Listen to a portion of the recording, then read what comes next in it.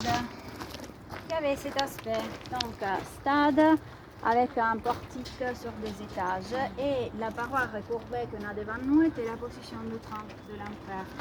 Et alors, comment on utilise les stades romains? En fait, les Romains avaient deux types de bâtiments, stade et cirque, qui ont toujours la même forme allongée, okay? Mais quand il s'agit d'un cirque, on fait les courses des chars. Alors, on a en plus la partie centrale qui indique où on tourne. Okay?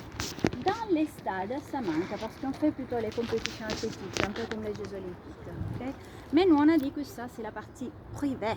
Et alors, ça, c'est le stade privé. Vous ne l'avez pas chez vous? Ici, il organisait les spectacles que pour la famille et les amis. Il avait quand même prévu un stade public qui est toujours dans le centre-ville. Et alors, qui a visité la place Navona? Vous voyez mes questions à propos des balades. Eh bien, quelle forme a la place Navona, madame? À la forme allongée parce qu'elle était le stade. Et les bâtiments ont respecté la forme précédente. Mais ça, vous voyez, quand une ville a plusieurs faces de vie, c'est normal, c'est presque systématique. C'est pour ça qu'on fait les photos aériennes avant de faire les fouilles. Mais dans ces cas, on a aussi les vestiges du stade qui se visitent encore. On les a à 5 mètres de profondeur à la place. Et ça, c'est une autre chose typique de Rome. La première sont les recyclages. La deuxième est que partout dans le centre-ville, on voit des morceaux de la Rome antique, mais toujours entre 5 et 10 mètres au-dessous de la Rome moderne. On verra pourquoi plus tard. Et alors, on continue là-bas à droite. Et on verra.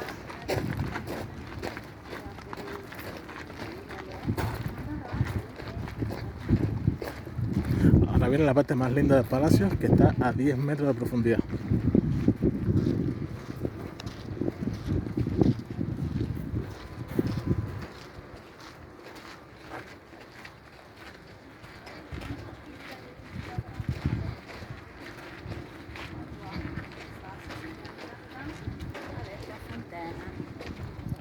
On s'est préparé pour la basse saison, mais sinon, jusqu'à la semaine passée, on avait les jets d'eau ici, c'était encore plus joli. Abajo es el antiguo jardín con la fuente.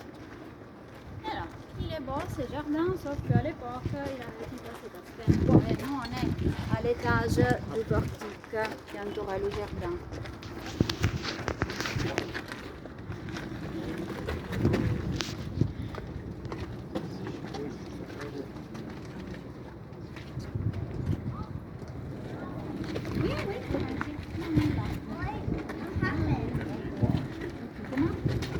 Ah oui, le bâtiment.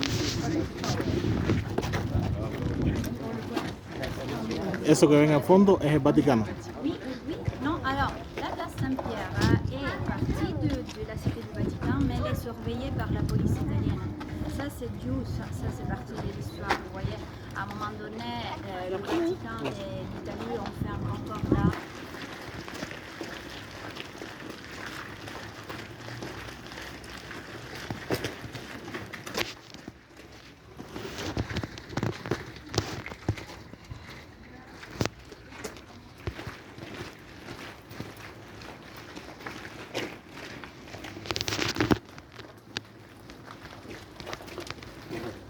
Ça fait pas du brésilien, toi? Si. Ah, c'est un marchand. Génial, Olivier.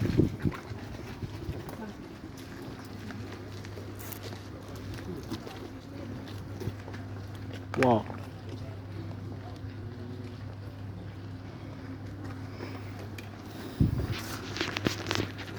Salle utilisée pour les banquets, qui est intéressante à cause de ce sol en marbre qui est d'origine, mais qui a un aspect légèrement bizarre. Alors pourquoi il est ondulé? Alors, ici, on avait un sol bâti sur 2 niveaux. En bas, on a des piliers en briques, qui se voient toujours là-bas, plus la couverture en marbre. Eh bien, ça, c'est du chauffage au sol de romain. Vous voyez qu'il y a un fourneau là? Donc la chaleur passe par les piliers, on monte, tu chauffes la pièce. Okay? Quand il faut, dans le cas des thermes, on a le même système qui permet de chauffer l'eau et la pièce. Vous voyez?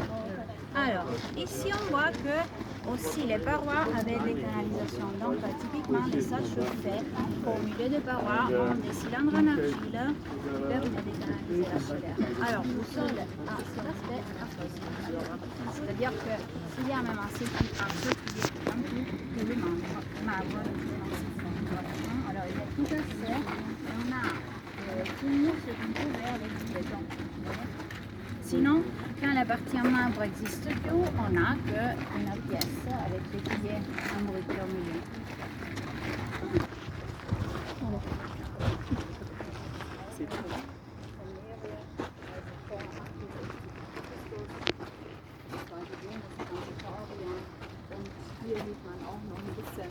Wunderschöne Marmorvasen und Granite. Maybe they're concentrated.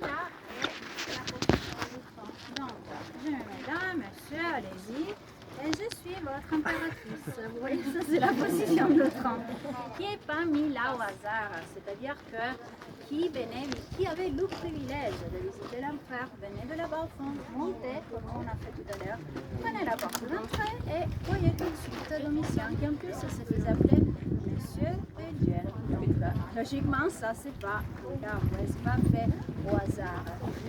Il s'est montré supérieur au reste. Alors, Alexandre, terminez la partie de